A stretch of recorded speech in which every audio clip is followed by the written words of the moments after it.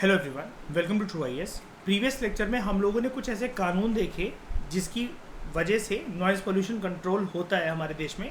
और एक बहुत ही ज़्यादा इम्पॉर्टेंट बात हम लोगों ने ये भी सीखी दोस्तों कि noise pollution actually air pollution का पार्ट ही होता है। मतलब बचपन से जो हमें नॉइज़ पोल्यूशन और एयर पोल्यूशन को अलग करके बताया जा रहा था वो चीज़ गलत है, क्योंकि जो लॉ रेगुलेट करता है नॉइज़ पोल्यूशन को वो अल्टीमेटली लिंक्ड तो air prevention and control of pollution act से ही है। और हमने ऊपर थ्योरी में भी देखा था कि नॉइज़ पोल्यूशन अल्टीमेटली इसका पार्ट है, एयर पोल्यूशन का पार्ट है। ब्रॉडर कैटेगरी होती है एयर पोल्यूशन, क्योंकि ऑब्वियसली बात है नॉइज़ से क्रिएटेड जो साउंड के जो डेसिबल्स हैं, जो साउंड वेव्स हैं, वो एयर के माध्यम से ही तो ट्रैवल करेंगी।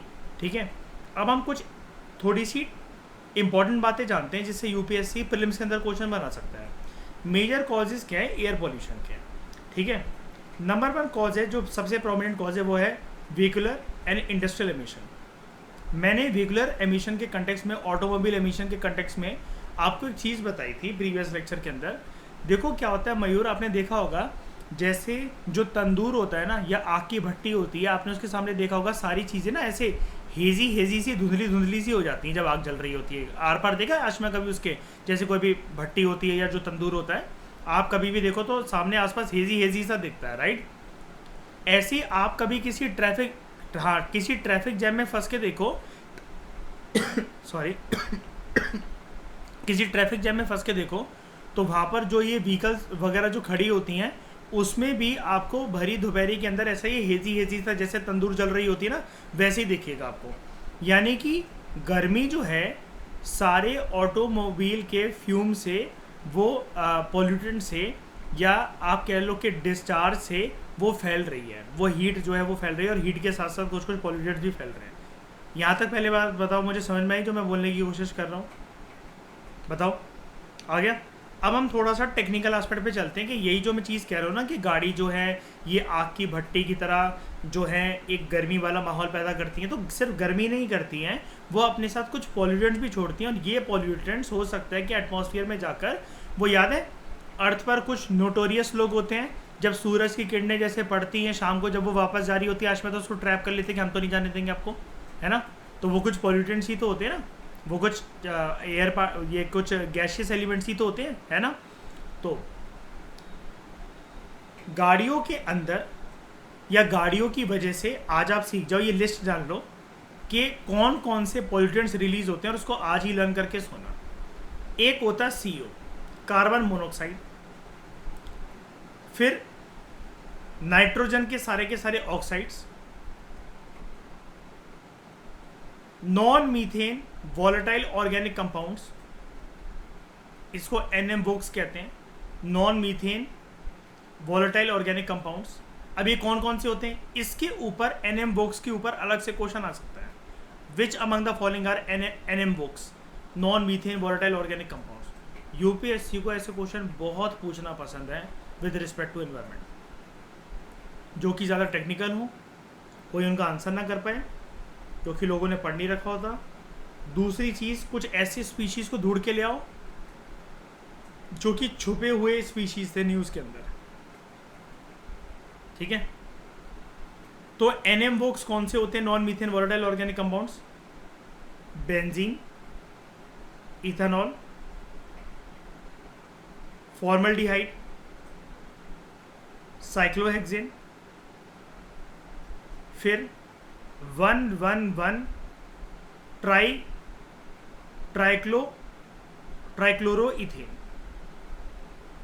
इस 111 ट्राइक्लोरोइथेन को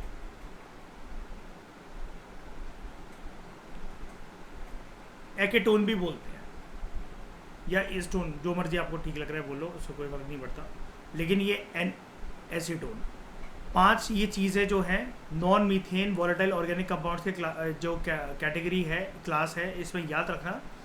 वैसे मैं एक बात बता दूं आपको, NMVOCs को जब मैं साइंस एंड टेक्नोलॉजी से पढ़ाऊंगा ना, आपको वहाँ पर लिस्ट और लंबी मिलेगी। ठीक है, जब मैं इसको लखमीर सिंह से पढ़ाऊंगा आपको, और रवि पी अग्रहरि की बुक में भी थोड़ा सा गिवन है, लेकिन स्टडी IQ की बुक में भी गिवन है ये। ठीक है, साइंस एंड टेक्नोलॉजी की जो मैंने बुक मंगवाई है, वहाँ पर ये एनएम बॉक्स के बारे में आपको लिस्टिंग दे देगा, और भी पॉल्यूटेंट्स और भी इसके आपको चीज़ें देखने को मिलेंगी यहाँ पर। लेकिन कंटेक्स्ट समझने की कोशिश करो, वो ऐसे एनएम बॉक्स के बारे में जिक्र कर रहा है जो कि एयर पॉल्यूटेंट्स हैं। बेंजीन, इथेनॉल, फॉर्मल्डिहाइड, साइक्लोहेक्सेन, 111, ट्राइक्लोरोइथेन या एस्टोन। क्या बोला आपने इसको श्रेया, क्या बोलते हैं? एसीटोन। ठीक है यार, ये कहीं यूज़ होता है ना आई थिंक किसी चीज़ के रिमूवल में या फिर मतलब क्लेंजिंग में, नेल पॉलिश रिमूवर में। वेरी गुड, हाँ वही यूज़ होता है ये। हाँ वही मैंने कहा, मैंने इसका नाम कहीं ना कहीं तो किसी के इंग्रेडिएंट में सुन रखा है। ये उसमें भी यूज़ होता है, पता है मयूर? आफ्टर शेव में।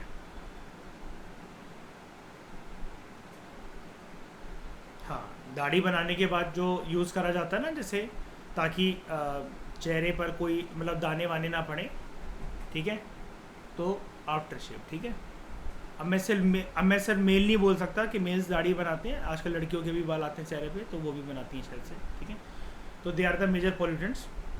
मोर देन 80% पॉल्यूटेंट जो हैं वो यही होते हैं फ्रॉम व्हीकुलर एमिशन।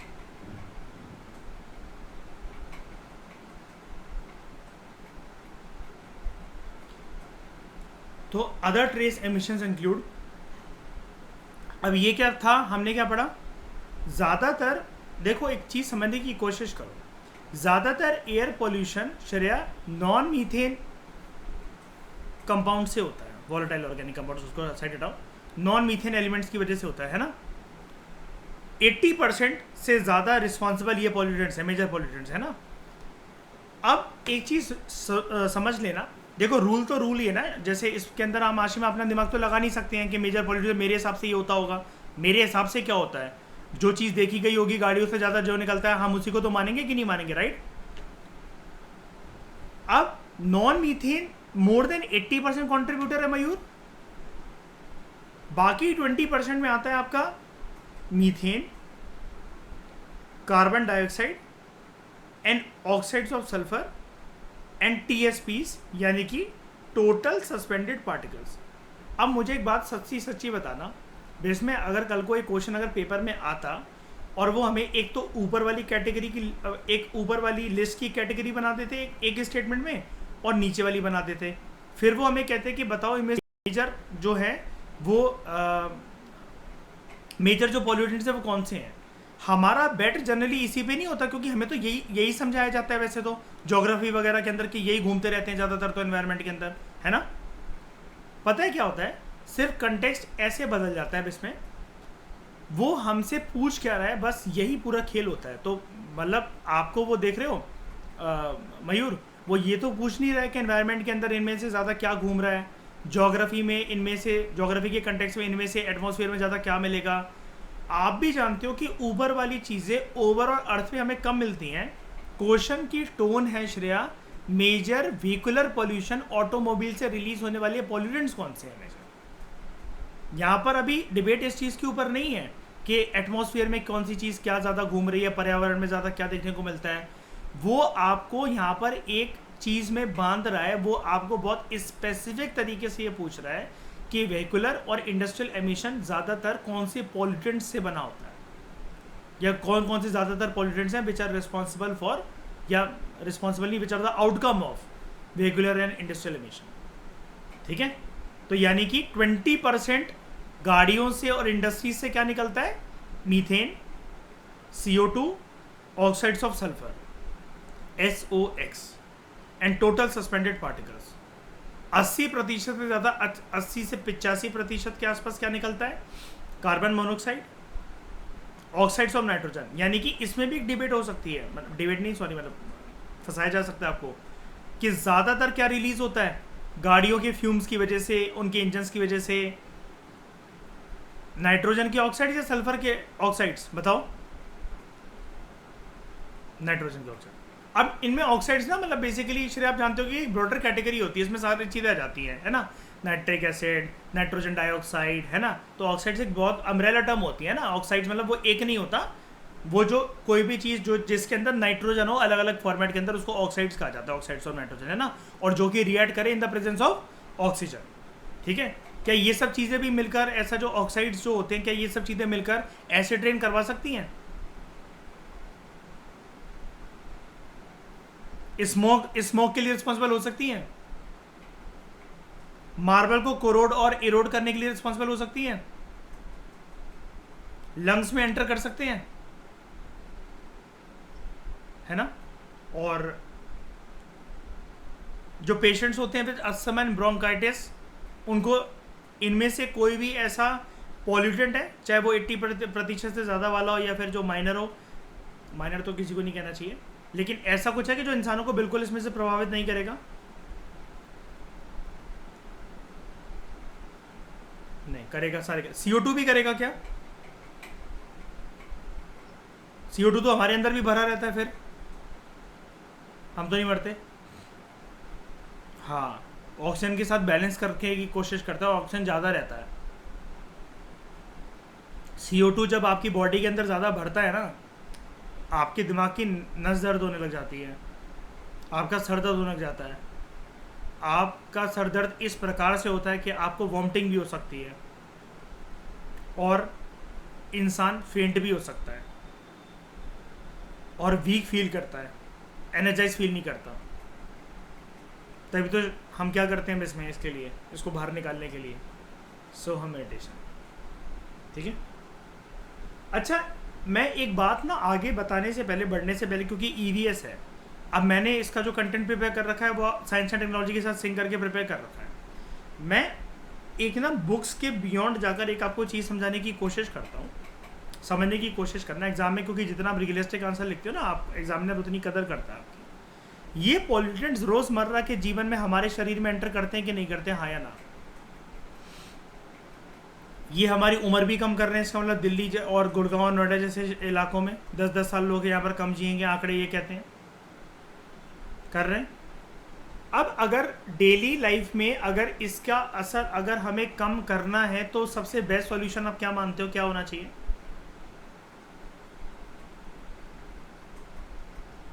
नहीं, ये तो फिर किस किस को जाके समझाओगे? भाई साहब गाड़ी मत चलाइए, आप ओला ले लीजिए, आप मेट्रो से जाइए।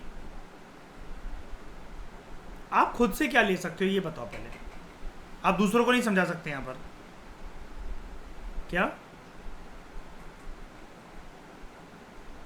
ठीक है, ये बड़े लेवल पे बातें हो गई। मैं आपको बताता हूँ, 2 चीज़ें लिख लेना। एक ना, डेली बेसिस पर ऐसे इलाकों के अंदर पर्सन को क्या करनी चाहिए? गार्गलिंग। गार्गलिंग जानते हो जिसको गरारे करना कहते हैं, नमक का पानी गर्म डाल के, गुनगुना पानी।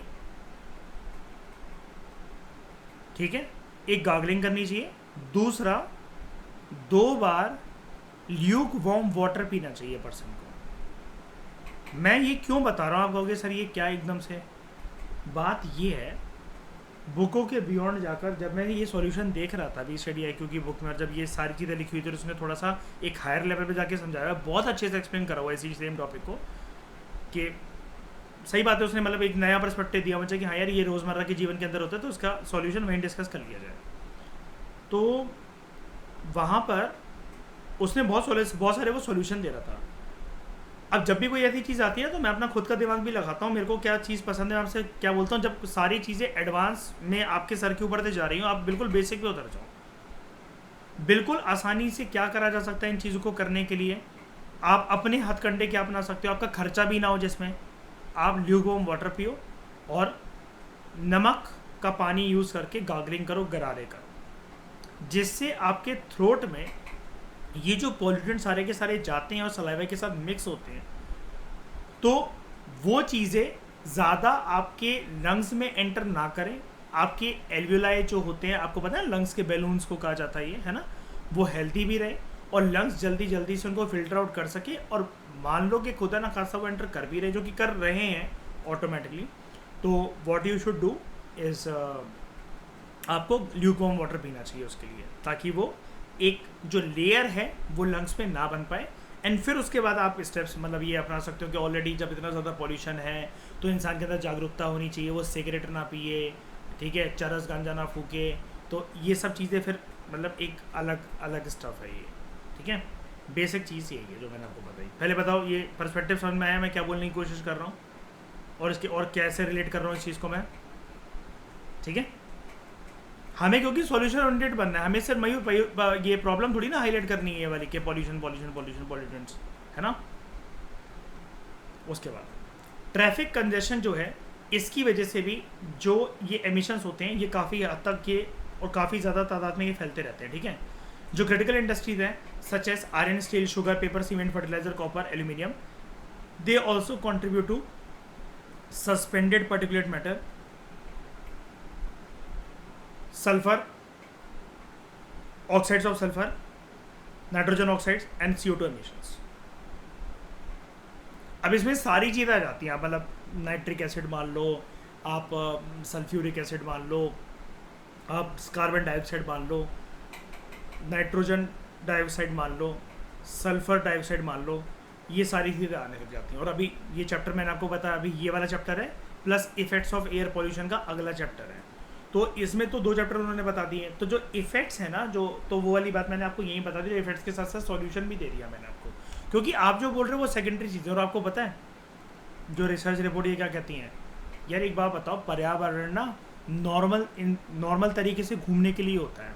आप ये जो फेस मास्क है या ये कोई भी जो ऐसे फिल्टर मास्क हैं, आप एक कब तक लगा के घूम लोगे? आज मैं पूरी जीवन ये लगा के घूमते रहोगे क्या? और आपको पता है इससे ना कोई फ़ायदा होता नहीं है खास।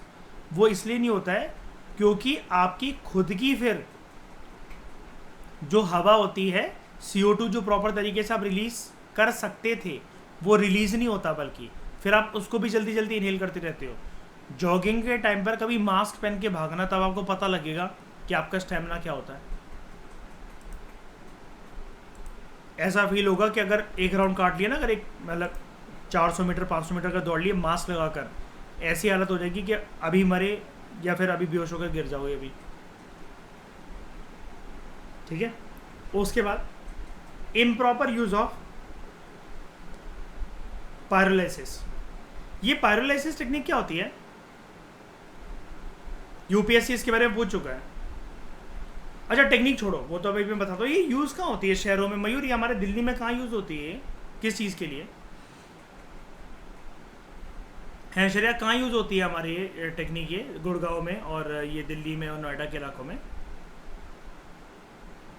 क्या करती है इससे? ये जो अर्बन लोकल बॉडीज़ हैं क्या करते हैं इस टेक्निक का यूज़ करके? क्या जलाते हैं इससे? सिर्फ प्लास्टिक नहीं, मतलब प्लास्टिक तो वैसे भी जलाना भी नहीं चाहिए। देखो जितना भी ये कूड़ा का ढेर होता है ना, उसको ब्रेक डाउन करने की कोशिश करी जाती है इस चीज़ से, ठीक है, पायरोलाइसिस टेक्निक से। ये एक ऐसी टेक्निक होती है जहाँ पर आप सिंथेटिक मटेरियल को ब्रेक डाउन करते हो एट हाई टेम्परेचर। कितना हाई टेम्परेचर? 300 से 400 डिग्री सेल्सियस। प्लीज़ यार ये नंबर याद रखना है यार। ये कितनी देर में बर्न हो जाता है इससे? 1 घंटे के अंदर हो जाता है। इसके अंदर जो बर्निंग होती है, तो बाय द नेम पायरोलाइसिस, हम क्या वो ऐसे बर्न नहीं कर सकते हैं क्या अलग तरीके से ऑक्सीजन की प्रेजेंस में?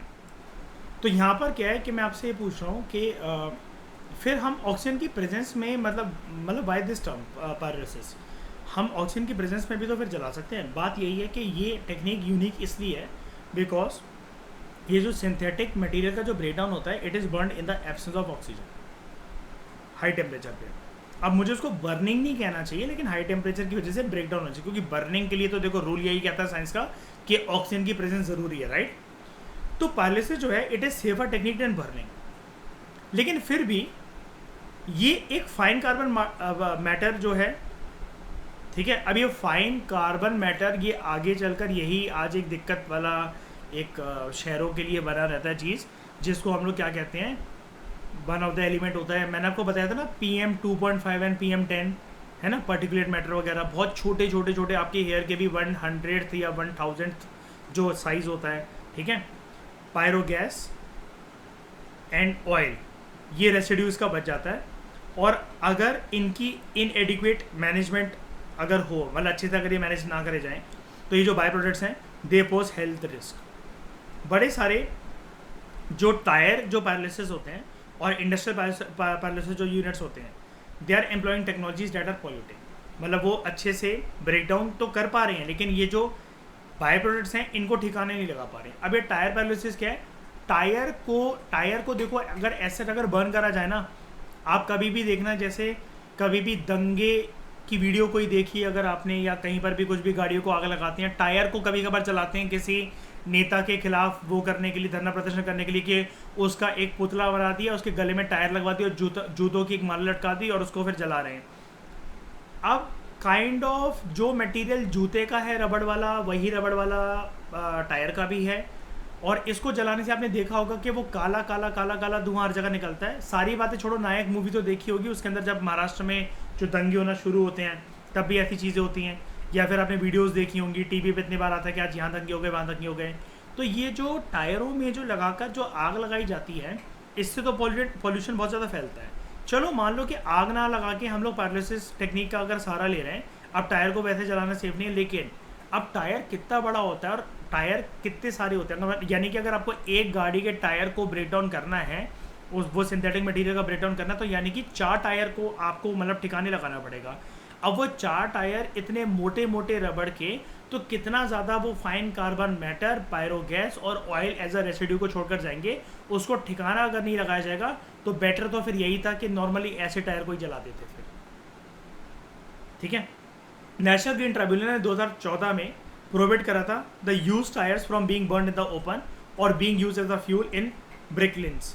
अब लोग क्या करते थे, जैसे मैं आपको एक बात बताता हूँ, सर्दियों में जब आप कोयला जलाते हो, अब कोयला आप खुद सोच के देखो, अगर आप शहर में हो तो आप कैसे सुलगाओगे कोयला, आप क्या करते रहोगे उसके लिए। आप ये कर सकते हो कि अपने चूल्हे पर उसको लेकर जाओ, गैस बर्नर पे एक कोयला रखो, एक कोयला वो अच्छे से सुलगा दो और बाकी कोयलों के बीच में दबा दो और फिर फूकते रहो या अखबार करते रहो, तो बाकी सारे कोयले जो हैं वो भी आग पकड़ लेंगे। लेकिन इससे आपका बहुत टाइम जाएगा। लोग क्या करते हैं कभी कभार कि जल्दी से अगर लकड़ी में या किसी भी चीज़ में आग लगानी होती है ना, ये जो दूध की थैलियाँ या फिर सब्जी की थैलियाँ होती हैं, पन्नियाँ बिछा देते हैं और फिर ये कोयले या लकड़ी पे रख देते हैं। अब आपको पता है गरम गरम प्लास्टिक चिपचिपा सा हो जाता है और प्लास्टिक जलता भी काफ़ी टाइम तक है ना। तो ऐसे करके आपको एक ही माचिस 2 माचिस में आपका काम हो जाता है कि कोयला आपका पूरा अच्छी तरीके से सुलग जाएगा। ठीक है, लेकिन कभी प्लास्टिक को बर्न करके आपने देखा है और कभी उसकी आपने स्मेल ली है कभी? वो एक प्रकार से आपको स्ट्रोक देती है, एक ना झटका देती है वो आपको। तभी कहते हैं कि प्लास्टिक बर्न नहीं करा जाना चाहिए, क्योंकि बाकी सारे पॉल्यूटेंट्स एक अलग चीज़ है। प्लास्टिक या रबड़ को अगर आप बर्न करते हो तो वो बहुत जानलेवा होता है। वो आपके लंग्स के अंदर जाकर एक ना लेयर बना देता है, एक परत बना देता है, जो कि आगे चलकर आपको बहुत दिक्कत दे सकता है अगर आपका डेली यही काम है और अगर आप ऐसी जगह पर काम करते हो कि जहाँ पर ये प्लास्टिक वगैरह को, ये टायर वगैरह को, रबड़ वगैरह को जलाया जाता है। ठीक है, तो एनजीटी ने 2014 में इसी के चलते एक रूल जारी करा था कि जो यूज टायर्स हैं, जो कि फ्रेश टायर्स नहीं हैं, उनको ना ओपन में कहीं पर भी, मतलब in the presence of oxygen, उनको बर्न नहीं करा जाए देश के किसी भी कोने के अंदर। और लोग क्या करते थे, जैसे पुराने टायर हैं, गाँव के बच्चे, वो नहीं देखा आपने, वो लकड़ी से और टायर को घुमाते घुमाते वो खेलते रहते हैं, पिक्चरों में देखा होगा या ओरिजिनली आपने गाँव वगैरह के अंदर देखा होगा। तो ऐसे टायर जो गांव के आसपास जो ईंट के भट्टे होते हैं, वहाँ पर ईंट की भट्टियों में काम करने वाले लोग ना ले जाते थे और फिर उसके टुकड़े टुकड़े कर करके वो पूरा उधर बिछा देते थे ताकि ईंट की भट्टी में जल्दी आग लग सके। जस्ट लाइक मैंने अभी आपको कोयले के बारे में अभी समझाया कि दूध की थैलियाँ या फिर सब्जी की पन्नियाँ बिछाकर प्लास्टिक जो ज़्यादा देर तक जलता है। तभी तो आप ये चीज़ देखो ना, अगर जलता हुआ पेपर आपके ऊपर गिर जाए ना, आप 2 मिनट में उसे ना ऐसे फूंक कर हटा दोगे तो वो आप जलने से बच जाओगे। हल्का फुल्का जलेगा तो आपके कुछ बालों, ये हाथ के बाल जल सकते हैं और ज़्यादा कुछ नहीं हो सकता। लेकिन गरम गरम मोम या गरम गरम प्लास्टिक अगर आपकी गिर जाए ना, तो आपकी वो स्किन से चिपक कर आपकी खाल को ही उधेड़ लेगा वो पूरा का पूरा। यानी कि उसके अंदर जलने की टेंडेंसी, क्षमता और ज़्यादा देर तक जलने की क्षमता ज़्यादा होती है, राइट। तो ये यूज़ करा जा रहा था, तो एनजीटी ने इसके ऊपर बैन लगा दिया था। अच्छा, एनजीटी कैसी बॉडी है? जुडिशल है, स्टैट्यूटरी है, रेगुलेटरी है, क्वासी जुडिशल है, कैसी बॉडी है? हाँ, तो बोलो सर रेगुलेटरी तो है, स्टैट्यूटरी भी है, लेकिन उसके साथ साथ कैसा नेचर है? क्वासी जुडिशल का है ना। काफ़ी इन्वायरमेंट रेगुलेशंस को लेकर स्टेट है ना, और उसका एक जो ऑर्डर होता है वो काफ़ी, कोई नज़रअंदाज ऐसा नहीं कर सकता ना इसको। ठीक है, उसके बाद मुझे एक और बात ये बताओ कि एनजीटी कौन से प्रिंसिपल्स पे चलता है?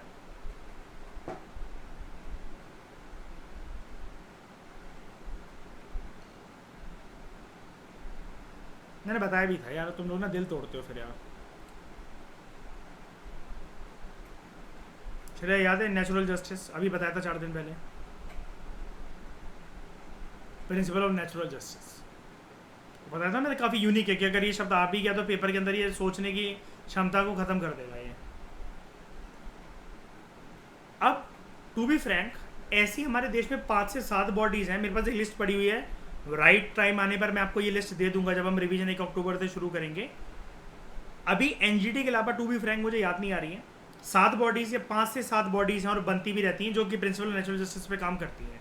मैं आपको एक ही बार में पूरी लिस्ट दे दूंगा। मैंने बड़े टाइम से रिवाइज नहीं कर रखा, आई एम सॉरी, तो मैं भूल गया उसको। ठीक है, मुझे एनजीटी याद रहता है लेकिन। ठीक है, अच्छा, और ये नेचुरल जस्टिस का जो फंडा है ना, इन्होंने एनजीटी ने ये जो अपनाया था, या जो उसका एक कोर प्रिंसिपल है, सेम बॉडी ऐसी यूरोप में है and if I am not wrong Switzerland में है, वो भी इसी प्रिंसिपल पे चलती थी। तो एनजीटी भी उसी को देखते हुए बिल्कुल सेम वैसे ही बनाया गया था और इसका प्रिंसिपल भी यही रखा गया था। और बाकी 7 बॉडीज, ऑब्वियस ही बात है, एनजीटी इन्वायरमेंट के लिए काम करता है, बाकी 7 बॉडीज इन्वायरमेंट के लिए काम नहीं करती हैं, जो कि मैं आपको बोल रहा हूँ कि 3 से 5 7 बॉडीज़ हैं जो भी हैं वो। लेकिन उनका भी नेचुरल जस्टिस का जो फंड है वो मतलब वो लोग भी मतलब इसी चीज़ को लेकर वो चलते हैं। ठीक है, अब इसकी एप्लीकेशन देखते हैं ज़रा हम। ये पायरोलिसिस की टेक्निक यूज़ करी जाती है केमिकल इंडस्ट्री में to produce methanol, activated carbon, charcoal, लकड़ी से। ये कहाँ यूज होता है activated carbon charcoal? Garnier man के एड में, जॉन एब्रहम। ठीक है। हाँ, टाइगर श्रॉफ भी आने लगा भाई साहब उसमें। ठीक है। तो एक्टिवेटेड कार्बन चारकोल, हाँ। और ये ना, मैं आपको एक चीज़ बताता हूँ, शायद से श्रेय आप जानते होगे और इसमें आप भी वाकिफ होगे इस चीज़ से। ये ना, जैसे हमारे घड़े होते हैं, घड़े को मत समझो, मुझे नहीं पता उसको कहते क्या है। पानी का एक ना ऐसी मिट्टी का एक बर्तन होता है, पुराने ज़माने में यूज़ होता था। मैंने अपनी नानी के यहाँ देखा है इसको बहुत टाइम पहले, अब नहीं मिलते हैं, पता नहीं क्या है ये। उसके अंदर श्रेय नीचे ना, जहाँ से पानी हम नलका खोल के निकालते हैं, वहाँ एक ना ऐसी बॉल होती थी कार्बन की, पत्थर वाली। ठीक है, रात भर क्या करा जाता था, जैसे मयूर इतनी अच्छी टेक्निक होती थी, जैसे एक ही हो गई, जैसे पानी की वो बॉटल नहीं आती है बिस्लरी वाली, एक ये ऊपर आपने लगा दी,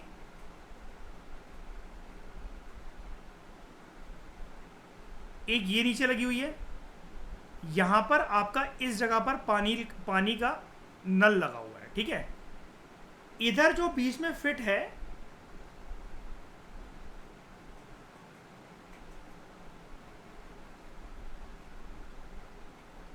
एक्टिवेटेड कार्बन का चारकोल का पत्थर। रात भर, पूरी रात भर इसमें पानी भरा हुआ है। अब बीच में अड़ंगा है लेकिन ये क्या होता है कि आपको पता है ये हमारे प्यूमिक स्टोन की तरह होता है। ये इसके अंदर पोरस होता है और एक एक मतलब ये अलाउ करेगा पानी को यहाँ से जाने के लिए। आपको 7 से 8 घंटे इसको छोड़ना है और ये रात भर इसमें बूंद बूंद बूंद बूंद करके ये पूरे पानी को ऐसे भर देगा। यहाँ पर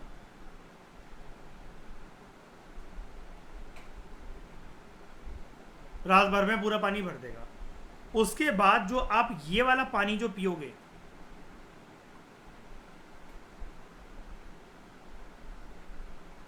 ये बहुत अच्छा पानी होता है जिसके अंदर 1% भी इंप्योरिटीज नहीं होती।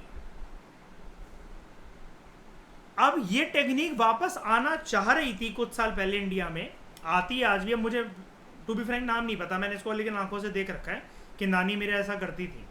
वो कहती थी रात भर हम पानी इसको रख के छोड़ रहे हैं, सुबह देखना तुम्हें इसका अच्छा पानी, टेस्टी पानी और बिल्कुल साफ़ पानी देखने को मिलेगा। बहुत साल उन्होंने यूज़ कर रखा है और पहले के ज़माने में ये यूपी एमपी के लोग ये बहुत यूज़ करते थे। ये उड़ीसा वगैरह में भी यूज़ होता है आज तक। ये अब इसमें आपने सुना होगा, शायद से देखा होगा या कहीं ना कहीं पता होगा आपको शायद से इसके बारे में। होता है बहुत सारी जगह में होता है, पंजाब की भी शान रह चुकी है बहुत टाइम तक। और ये इसका जो रूट है वो मेडिवल इंडिया है, वो मैं आपको पढ़ाऊँगा, मैं आपको दिल्ली सल्तनत और उस टाइम पर, तब शायद से नाम मुझे पता लगेगा, मैं टोटली भूल रहा हूँ इसका नाम, ठीक है। तो ये चीज़ है।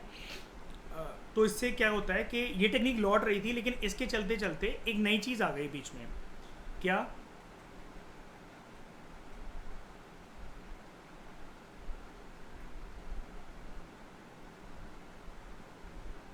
हाँ, उसको ये क्या बोलते हैं कि तांबा, तांबा कॉपर ही होता है ना, तांबे के लोटे में जल जो पीते हैं, क्या होता है वो, है ना।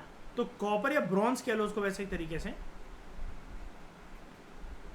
जो ये है मतलब काइंड ऑफ, देखो मर्ज तो होता ही है सारा का सारा मेटल एक तरीके से बना, कोई प्योर फॉर्म में तो 100% कुछ भी नहीं होता। ये जब से शुरू हुआ है ना, तो ये देखा जाता है ये चारकोल की तरह ही इम्प्योर, जो पानी की इम्प्योरिटीज है उसको क्लेंस आउट कर देता है। इसलिए आपने कई लोगों को देखा होगा, डॉक्टर भी ये रिकमेंड करते हैं, आप या तो ये जो तांबे के जो बर्तन होते हैं आप उसमें रात को रख के पानी अपना छोड़ दो, सुबह पियो उठते साथ ही, ये आपके पेट के लिए बहुत अच्छा होता है। दूसरा क्या है कि स्टील को छोड़कर कांच की ग्लास में और कांच की बोतल में पानी पियो, डॉक्टर का ये कहना होता है। लेकिन वहीं पर एक दूसरी स्टडी ये भी कहती है कि आपको स्टील के ग्लास में ही पानी पीना चाहिए, भले ही उसमें कीटाणु वगैरह ज़्यादा चिपके हुए रहते हैं, लेकिन वो ना आपको इतनी जल्दी बीमार नहीं पड़ने देता, आप हैबिचुअल हो जाते हो, आपकी बॉडी टॉलरेंस कैपेसिटी डेवलप कर लेती है। जैसे आरओ यूवी का पानी जिन घरों में पिया जाता है नौटंकी करने के लिए, जबकि डब्ल्यूएचओ भी कहता है कि वो अच्छे सॉल्ट्स को, अच्छे उसको मार देता है पूरी की पूरी तरीके से, जो अच्छे न्यूट्रिएंट्स होते हैं पानी के अंदर जो कि ज़रूरी होते हैं बॉडी के लिए। तो ऐसे लोग अगर सिर्फ 10 दिन तक भी बाहर का कोई गोलगप्पे का पानी पी ले तो उनको जॉन्डिस होने का खतरा होता है, या उनको फूड पॉइजनिंग का, पेट उनका बहुत तगड़ी तरीके से खराब हो सकता है। अब इसी के चलते कॉपर ब्रॉन्ज की जो टेक्निक है इतनी ज़्यादा फेमस हुई कि इसके लिए ये कॉपर आरओ तक आने लगा है, ठीक है। अब जैसे समझ जाओ मयूर, आने वाला था दोबारा लौटकर ये, ठीक है, ट्रेडिशनल हेयर स्टाइल। पता लगा कि जब ये ज़्यादा फायदेमंद है तो मार्केटिंग करने के लिए कॉपर का ये आरओ आने लगा। अब आप इसकी कीमत देख लो, 21,000, 17,000, 22,000, ठीक है। और आपकी ये कॉपर की मिल्टर, और उसमें फिर जो मैं आपको ये अभी जो बता रहा था ये जैसे कड़ा, अब ये उसकी जगह ये आने लगा। ये जैसे जो मैं आपको सेम बता रहा था, प्रोसेस तो यही है ना, इसके अंदर बीच में क्या फंसा हुआ है श्रेया, सिर्फ ये चारकोल, एक्टिवेटेड कार्बन, अब उसकी जगह ये आने लगा है।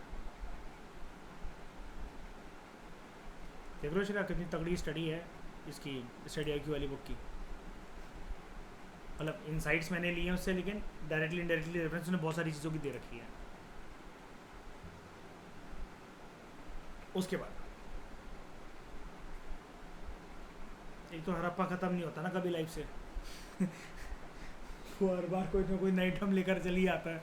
कह रहा है डिफरेंट डिसऑर्डर को छेद ठीक करते हैं उसके स्कल में छेद करके, मैं अच्छा ये भी होता है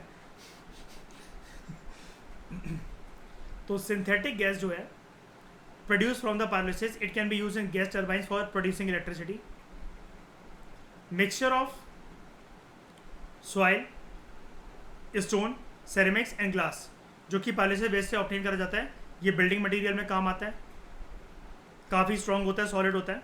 जैसे आपको याद है वो ओशन प्लास्टिक के बारे में आपको दिखाता भी, आगे आएगा वो, उससे वो जो कौन सी कंपनी थी वो, लीमैन, क्या नाम था उसका, जूते बनाती जो, नीमैन, हाँ नीमैन वो है, वो अब वो से वो जूते और चप्पल भी बनाने लगी है जैसे, तो मतलब वो एक तरीके से वो वेस्ट ही था ना। तो यहाँ पर भी जो पायरोलिसिस का वेस्ट है, जिसमें मिट्टी है, पत्थर है, कंकड़ है और ग्लास है, उससे बिल्डिंग मटेरियल बन जाता है काफ़ी स्ट्रॉन्ग। जैसे आप मुझे एक बार बताओ, फ्लाई ऐश कहाँ यूज़ होता है?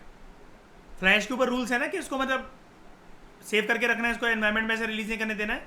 कहाँ यूज़ होता है? जब घर वगैरह बन रहा होता है कंस्ट्रक्शन में, सीमेंट वगैरह में मर्ज करना जाना चाहिए ना, प्योर सीमेंट ना यूज़ करा जाए, उसमें थोड़ा सा फ्लाई ऐश भी यूज़ करा जाए। तो कंस्ट्रक्शन ऑफ बिल्डिंग्स, रोड्स वगैरह में यूज़ हो सकता है फ्लाई ऐश, बिल्कुल। ब्रिक्स वगैरह में भी यूज़ होता है। तो it can be use for cooking procedures like grilling, frying, baking. उसके बाद पायरोलिसिस जो है, it was recently propose for converting billions of disposable कोविड-19 PPE kits into biocrude synthetic fuel, biofuel. ये आपके लिए एक नई टर्म है, बायोक्रूड सिंथेटिक फ्यूल, लेकिन आम भाषा के अंदर आप इसको तो जानते हैं हमेशा बायोफ्यूल, बायोफ्यूल के अंदर कन्वर्ट हो सके। कोविड-19 के टाइम पर यूज़ करी थी ना पीपी किट्स, किस किस ने? डॉक्टर्स ने और हॉस्पिटल के स्टाफ ने, है ना। और इवन जो मिलने जब भी जा रहे थे, और ये पूरी दुनिया भर में यूज़ हुई थी, तो उसके लिए पायरोलिसिस टेक्निक को मतलब रिकमेंड करा गया था। ये जो कोविड-19 के कंटेक्स्ट में पायरोलिसिस है, इसको मैं साइंस एंड टेक्नोलॉजी में आपको डिटेल में पढ़ाऊंगा मैं, डोंट वरी, ठीक है। एडवांटेजेस क्या होते हैं पायरोलिसिस के? एक तो ये सिंपल और इनएक्सपेंसिव टेक्निक है for processing a wide variety of feed stocks, reducing waste going into the landfill and greenhouse gas emissions, and it also reduces the risk of water pollution.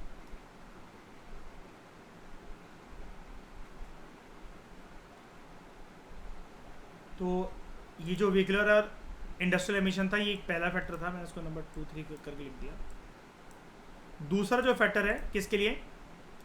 Vehicular and industrial emissions के लिए, ये air pollution के लिए। पहला आपने देख लिया vehicular and industrial emissions, दूसरा है फूड एडल्टरेशन।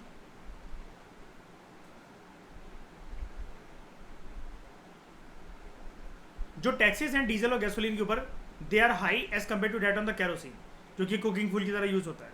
अब कुकिंग फ्यूल जो है, अगर आप नॉर्मल अपने गैस सिलेंडर की बात करो तो वो क्लीन फ्यूल है कि कैसा है बताओ? कैसे कह सकते हो ये? बर्नर हमें क्या प्रूफ देता है इस चीज़ का? ब्लू कलर की फ्लेम, है ना। यानी कि कार्बन कंटेंट अगर है भी तो वो बहुत मिनिस्क्यूल है, राइट। क्योंकि हमने साइंस के अंदर क्या पढ़ा था, केमिस्ट्री के अंदर, कि अगर आग अगर रेड कलर की जल रही है तो कार्बन सबसे हाई रिलीज कर रही है, येलो उससे कम, और ब्लू है तो क्लीन, है ना। तो जो टैक्स है डीजल और गैसोलीन के ऊपर, they are high compare to that of the kerosene, जो कि कुकिंग फ्यूल की तरह यूज होता है। जो एडल्ट्रेशन है गैसोलीन और डीजल की विद लोअर प्राइस कैरोसिन, ये काफ़ी तेज़ी से इंडिया में वो है जो फैल रहा है। अब एडल्ट्रेशन का मतलब क्या होता है? एक तरीके से क्या करते हो आप, इनको मिक्स कर देते हो, राइट, है ना। तो जो एडल्ट्रेटेड फ्यूल होता है, it increases the emissions of carbon monoxide, oxides of nitrogen and particulate matter. ये प्लीज़ याद रखना, ठीक है। जैसे आपको पता है ना, एक ब्लेंडेड प्रोग्राम बड़े सारे होते हैं, ये भी एक प्रकार से ब्लेंडेड प्रोग्राम की बात कर रहा है, लेकिन ये तो अच्छे प्रोग्राम होते हैं ना, इथेनॉल ब्लेंडेड प्रोग्राम, है ना। डीजल के अंदर हम पेट्रोल के अंदर जो मर्ज करते हैं, वो सारी तो अच्छी चीज़ें क्या नहीं है, बताओ। तो जो एडल्ट्रेटेड फूड है, इसकी वजह से कार्बन मोनोऑक्साइड की एमिशंस, नाइट्रोजन के ऑक्साइड्स की एमिशन और पार्टिकुलेट मैटर पीएम। अब पीएम 2 प्रकार के होते हैं, कौन कौन से? अभी उस पर मत जाना कि कौन सा रिलीज होता है, लेकिन वैसे कौन कौन से होते हैं? नहीं, पार्टिकुलेट मैटर 2.5, पार्टिकुलर मैटर 10.0, या फिर सिंपल 10 कह लो, ठीक है। मैं लेकिन आपको यार सॉरी, ये पैरालिसिस दिखाना भूल गया एक बार के लिए।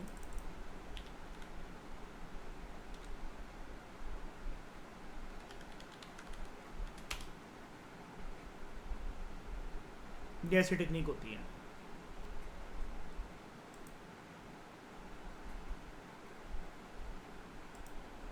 यार वो थोड़ा सा इसके लिए चेम्बर्स, हाँ ये चेम्बर्स अलग होते हैं यार इसके लिए यार।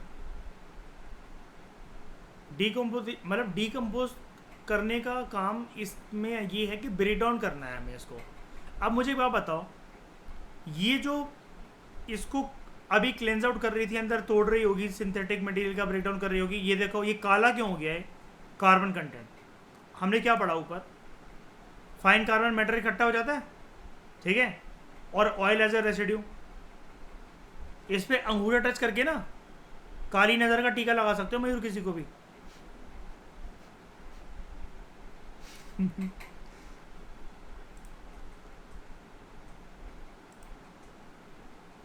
तो क्या होता है, आप यहाँ पर चीज़ें जो है, एक इससे पहले वाला चेम्बर होता है, दिखाता हूँ मैं आपको, इसी को देख लो ज़रा एक बार के लिए। हाँ, यहाँ पर ये प्रॉपर है।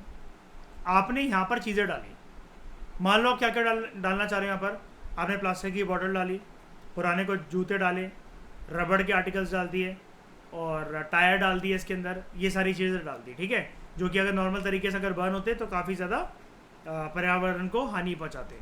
इसके बाद होगा क्या इसके अंदर कितनी हीट मान लूं मैं, कितने डिग्री सेल्सियस की? ये क्या लिखा हुआ है, 300 से 400, ठीक है। कितने घंटे के लिए? 1 घंटे के लिए लगभग। ऑक्सीजन है यहां पर इसके अंदर? नहीं, लेकिन जहां ये बैठा हुआ है वहां है ऑक्सीजन आसपास,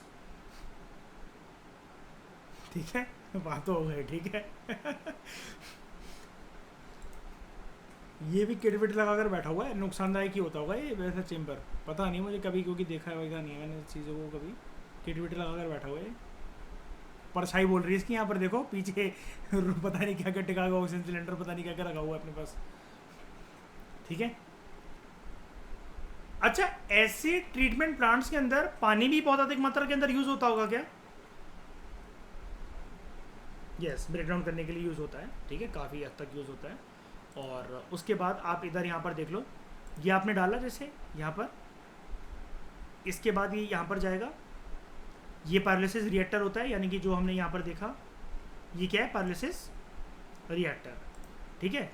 इसके अंदर जाकर इसकी होगी प्रोसेसिंग, फिर इससे जो भी चीज़ें होती हैं वो यहाँ पर कलेक्ट हो जाएंगी। अब जैसे बायो ऑयल स्टोरेज के बारे में बता रहा है, तो यहाँ पर आप ऐसा समझ लो, ये ऊपर बता रहा है रिसाइकल्ड गैस के बारे में, ठीक है, और ये बता रहा है क्वेंचर।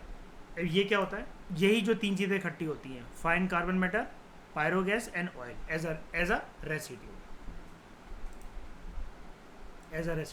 ये इकट्ठा यहाँ पर हो जाता है। लेकिन इसको भी ठिकाने लगना ज़रूरी है कि नहीं है, पहले बताओ।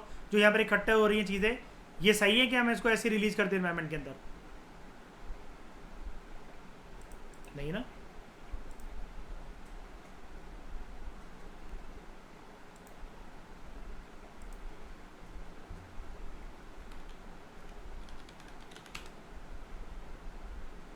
ये होता है गैसोलीन, ठीक है। और फ्यूल एडल्ट्रेशन में इसी की बस मर्जिंग होती है, एक तरीके से ब्लेंड करा जाता है इनको।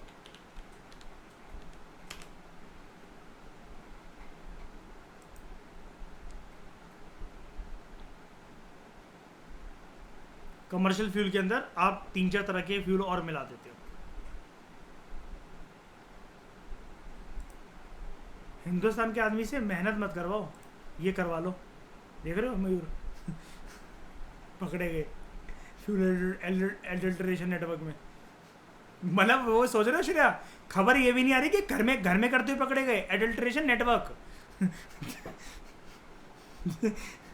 हाँ, और शराफत ऐसी क्या करे, तुमसे 100 रुपये मांगने आए थे तो मेरे तो मज़ार दे दो उसको है।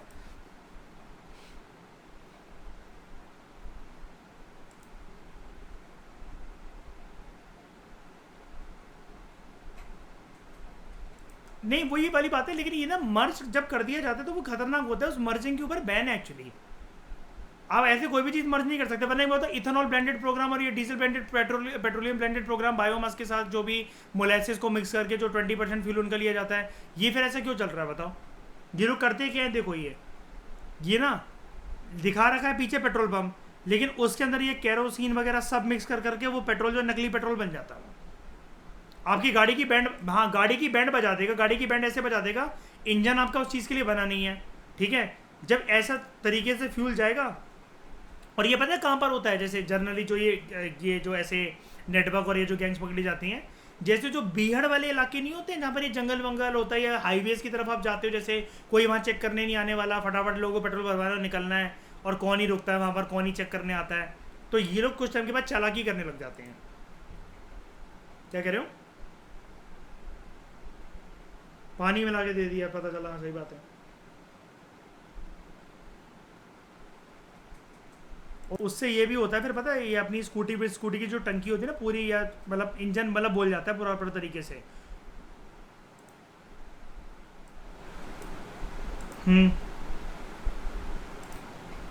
उसके बाद emissions from agriculture activities, waste treatment and biomass burning. जो एमोनिया है, मीथेन है, और जो नाइट्रस ऑक्साइड है, जो कि एक प्रकार का ग्रीन हाउस गैस भी है। ये की पॉल्यूटेंट्स हैं which are release from agriculture activities. इस चीज़ में कोई दिक्कत तो नहीं है, मैंने आपको नाइट्रोजन साइकिल वगैरह के अंदर सारा करवा दिया था। ये जो इसका 6 चैप्टर है, अलग अलग तरह की जो साइकिल्स मैंने करवाई थी, याद है वो कैसे रिलीज होती है। वो नीचे ये माइक्रोस्कोपिक जो एलिमेंट्स होते हैं, जो बैक्टीरिया होते हैं सॉइल के अंदर, जो ये सारे के सारे लेगुमिनस रूट्स के अंदर उनके वो होते हैं, तो ये ब्रेक डाउन करते हैं। उसके बाद वो एक तरीके से गैस रिलीज़ करते हैं जो कि एनवायरनमेंट के अंदर रिलीज़ होती है। वो अच्छी बात है कि काफ़ी हद तक एनवायरनमेंट नेचुरल तरीके से क्या कोशिश करता है, इन सबको सिक्वेस्टर करने के लिए, सिक्वेस्ट्रेशन के लिए, है ना। लेकिन जब हम जैसे माइनिंग वगैरह ज़्यादा करें, खुदाई ज़्यादा करें, है ना, हद से ज़्यादा एक फील्ड पर अगर एग्रीकल्चर एक्टिविटीज़ को प्रैक्टिस करें तो ये रिलीज़ होता है कि नहीं होता है। मयूर, आपको याद होगा जब वो वाला चैप्टर हमारा स्टार्ट हुआ था तो आपने मुझे बोला था कि सर थैंक यू, अब मुझे समझ में आया कि आप नॉनवेज खाने के लिए क्यों मना करते हो, क्योंकि आप ही ने मुझे वो आर्टिकल भेजा था, 1-2 मिनट की वीडियो, इन लोगों को भी भेजना ग्रुप पे ज़रा, मेरे से वो डिलीट हो गई है ना, समझ गए ना कि उसके, और वो उसी की थी, आई थिंक इंटरनेशनल स्टडी करी गई थी, किसी ने करी थी, यूनाइटेड नेशंस की उसने ही करी थी, फूड एंड एग्रीकल्चर ऑर्गेनाइजेशन ने करी थी वो स्टडी, आई थिंक, है ना। तो उसमें ये बोला गया था ना कि ये जो मीट के लिए जो एनिमल्स को काटा जाता है या जो रखा जाता है, चिकन वगैरह को, मतलब काट वाट के ये जो मांस बनाया जाता है, इससे बहुत ज़्यादा ये मीथेन और ये सब जो ग्लोबल वार्मिंग के लिए रिस्पॉन्सिबल है, ये सब कुछ उनकी बॉडी से रिलीज होता है काफ़ी ज़्यादा, है ना। और उसकी वजह से भी ग्लोबल वार्मिंग बढ़ रही है, और वो बहुत one of the major cause है, और ये हिडन कॉज है क्योंकि इंसान इसको इग्नोर कर देते हैं अपने टेस्ट के चलते, है ना। वो भेजना ज़रा मयूर, वो वीडियो दोबारा मिलेगी, भेजना ग्रुप पे ज़रा, आज ही भेजना, हाँ लेकिन आज ही भेजना वो वीडियो ज़रा ग्रुप पे मिले तो, ठीक है। Methane CH4, it is a major pollutant released from landfills and waste water treatment plants, ठीक है। मीथेन अच्छा होता है कि बेकार होता है? मीथेन को रिलीज करना चाहिए, सिंक करके रखना अच्छा है इसको, इसकी सीक्वेस्ट्रेशन होनी चाहिए। क्या ये फ्यूल में यूज हो सकता है? बिल्कुल। रॉकेट फ्यूल में यूज हो सकता है, करा जा सकता है, बिल्कुल। रॉकेट फ्यूल में क्या चीज़ यूज होती है बताओ? बहुत बेसिक चीज़ जो कि शायद से नेकेड आई से दिखे भी ना। अरे मैंने क्या पढ़ाया था यार, एलपी, ठीक है। वो भी होते हैं, लेकिन मतलब मैं वो कह रहा हूँ कि नेकेड आई तो जो शायद एक छोटा सा उसका एलिमेंट दिखे भी ना, ठीक है। एमोनिया NH3, ये एक और बाई प्रोडक्ट होता है which is release from composting process. अच्छा, कंपोस्टिंग साइट्स या कंपोस्टिंग लैंडफिल साइट्स के अंदर क्या प्रक्रिया होती है, क्या होता है इसके अंदर, कैसे करा जाता है composting, bio composting, vermi composting, क्या होता है ये?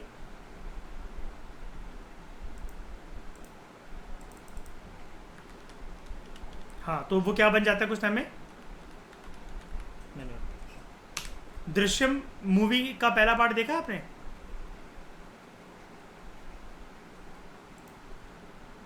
नहीं, वो नहीं, वो उसका पहला सीन जब आता है, दृश्यम 1 की बात कर रहा हूँ। उसकी बीवी ज़्यादा पढ़ी लिखी नहीं होती है ना उसमें, वो मजाक उड़ाते हैं ना ये बच्चे और ये उसका। तो वो कहता है ना कि मैं एक कंपोस्टिंग कर रहा हूँ, ये पत्तियाँ जो हमारे गार्डन की है इसको भर रहा हूँ, 6 महीने के बाद ये फर्टिलाइज़र बन जाएंगी ये।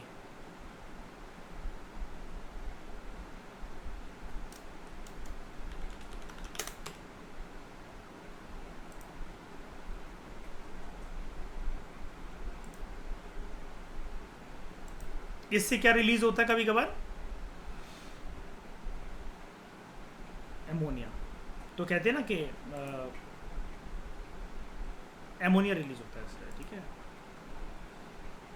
इसको कहते हैं किचन वेस्ट वगैरह जो है, जो सब्जियां वगैरह कुछ भी हैं, आप ऐसे मतलब इसको काट सकते हो। अगर आप ये एक जेन्युइन वे में और जल्दी वे में अगर देखना चाहते हैं ना कि सच में क्या ये सॉइल की ग्रोथ के लिए अच्छा होता है, आप कुछ मत करो। चाय आपके घर पे बनती होगी, कोई ना कोई तो पीता ही होगा, उसकी जो बची हुई जो पत्ती होती है, इमीडिएटली फ्रेश पत्ती, गीली मत डालो। गीली इन द सेंस कि जब चाय आपने जस्ट छानी है और उसमें दूध भी है, अभी चीनी भी है, उसको सुखा दो एक पेपर के ऊपर, अखबार के ऊपर, 1 दिन तक सुखा दो। जब आपको लगे कि टच करने में खाद जैसी, उसका नमीपन हल्की सी है लेकिन अब इतनी गीली नहीं है जैसे चाय की पतीली से जब हमने छाना था उसको उतरी थी, उसके बाद आप उसको अपने घर के पौधों में जाके डाल दो। तुलसी अगर आपके घर की सूख रही हो, कोई भी पौधा अगर जो सूख रहा हो, जो मिट्टी वाला, आप उसके अंदर डाल दो। आप एक फ़ोन से अपने फ़ोटो खींच लो उसकी पत्तियों की, और आपको, और जब ये आपने पत्ती डाल, ये जो लीव्स हैं मैं उनकी बात कर रहा हूँ, उनकी फ़ोटो खींच लो, और फिर जब आपने मिट्टी के अंदर जो ये चाय की पत्ती मिलाई है, फिर 10 दिन के बाद इसकी फ़ोटो खींच लो, तो बिफोर एंड आफ्टर में आपको देखना कितना फ़र्क दिखेगा। वो ग्रोथ बहुत अच्छी हो जाएगी, उसकी लीव्स बहुत हरी भरी हो जाएंगी, लीव्स का साइज़ बढ़ जाता है क्योंकि न्यूट्रिशन बहुत अच्छे से मिलता है, और कीड़े भी नहीं लगते हैं कई बार फिर प्लांट्स में।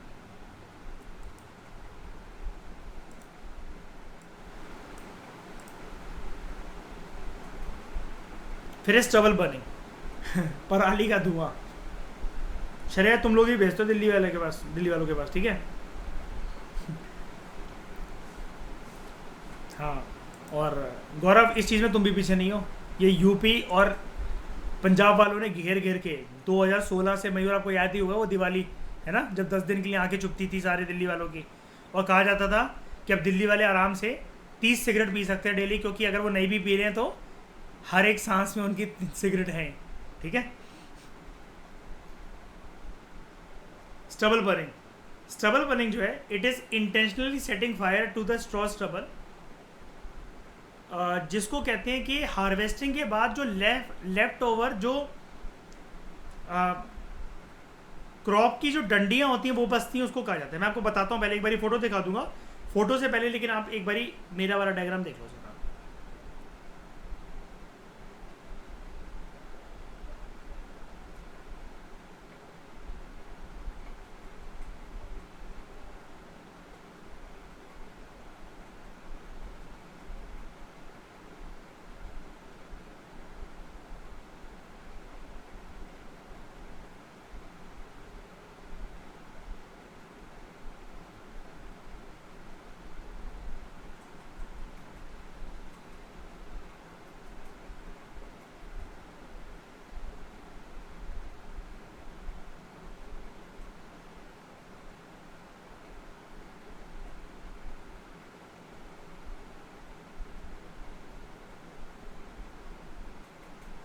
ये जो लुक है इस फील्ड की,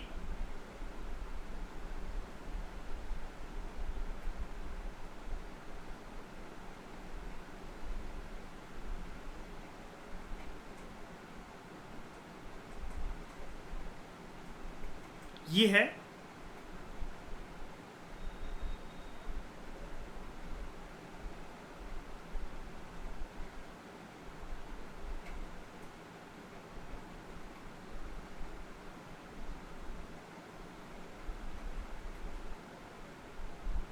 पोस्ट हार्वेस्टेड लुक।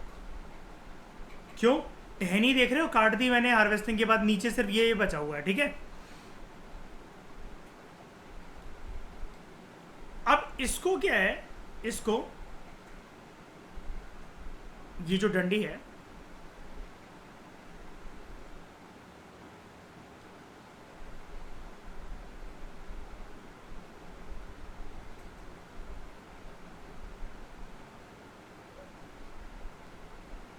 इसका जूम फिगर करके दिखा रहा हूं मैं आपको।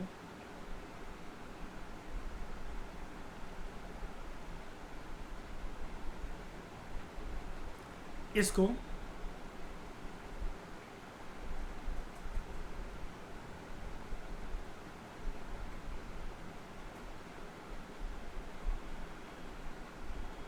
ठिकाने लगाना ठिकाने लगाना काफ़ी ज़रूरी होता है।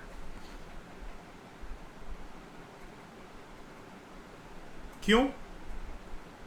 पोस्ट हार्वेस्ट के बाद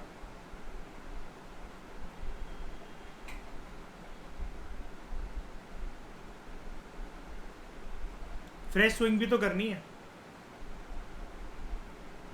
अब अगर दिक्कत क्या होती है, यहां पर पर्सन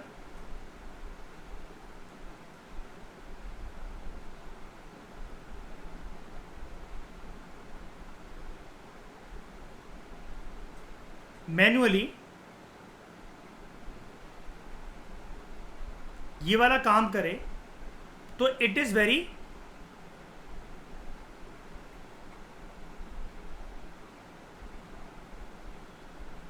टाइम कंज्यूमिंग। क्यों? इसके और इसके बीच में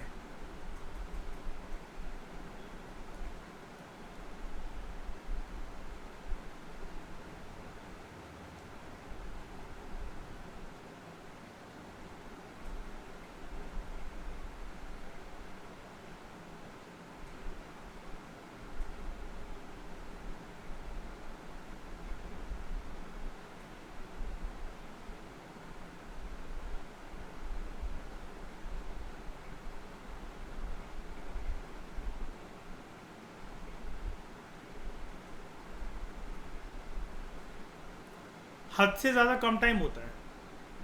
कटाई हो गई, फ्रेश सोइंग करनी है।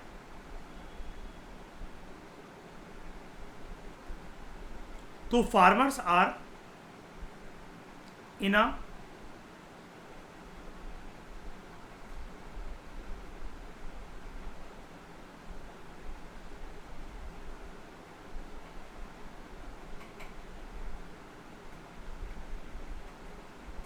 हरी एंड क्विक पोजीशंस। अब इसके लिए सरकार ऑफर करती है उनको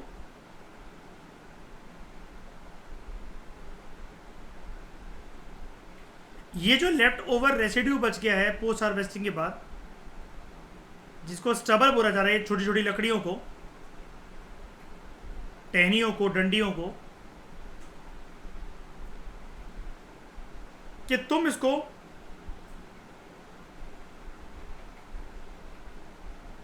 हटा लो हमसे,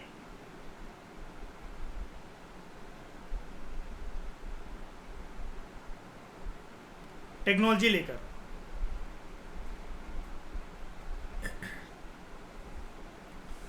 टेक्नोलॉजी लेकर हटा लो।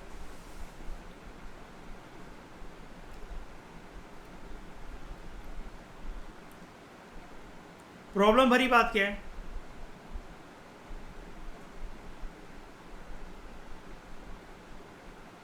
प्रॉब्लम भरी बात यह है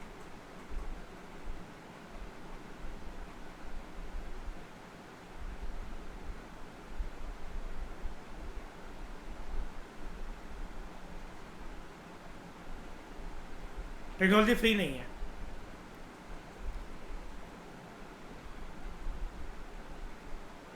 या तो परचेज करना पड़ेगा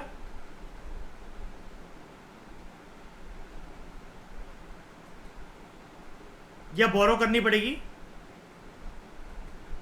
रेंट पर। कीमत जो इसके लिए है, सरकार सब्सिडी देने को तैयार है।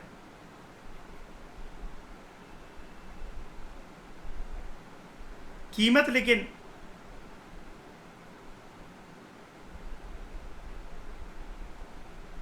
1 लाख रुपए के आसपास है। 2 कारण है। Farmers are in a rush, hurry, quickness, और दूसरा गवर्नमेंट फ्री नहीं दे रही है इस टेक्नोलॉजी को। तो जब ये चीज़ नहीं देती है सरकार की तरफ से, ऐसा कोई सपोर्ट फ्री वाला नहीं है, तो भाई 1 लाख रुपए क्यों लगाएगा कोई अपनी जेब से? तो इसलिए जो फार्मर्स हैं ये स्टबल बर्निंग करते हैं, एक साथ इसको इकट्ठा करो, जला दिया।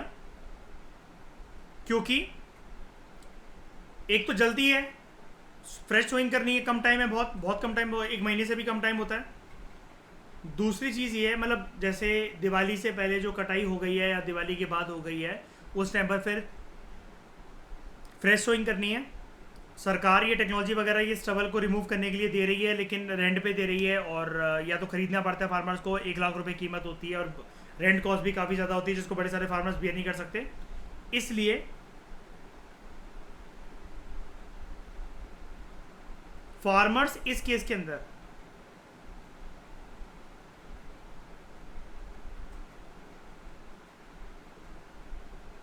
दे डू नॉट शो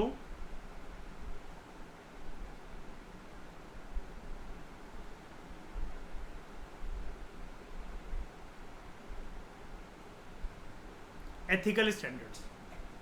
जिम्मेदारी तो ये बनती कि जलाओ ना, पर्यावरण का नुकसान हो रहा है, उसकी अच्छे से ठुकाई हो रही है पर्यावरण की, लेकिन क्या करें, जब तक मैनुअली रिमूव करेंगे बहुत टाइम कंज्यूमिंग है, ठीक है। और अगला सोइंग सीज़न में बहुत कम टाइम, बहुत कम दिन रह गए हैं, ठीक है। और टेक्नोलॉजी की मदद से करना चाहते हैं तो कोई फ्री कोई दे नहीं रहा, तो उनको ये लगता है भाई इतना प्यार भी नहीं है हमें पर्यावरण से, हमें तो जल्द से जल्द अपना काम चाहिए, और 1 लाख रुपए की इन्वेस्टमेंट हम लोग क्यों करें? और हर किसी किसान के पास होते भी नहीं है, फिर बात ये भी है।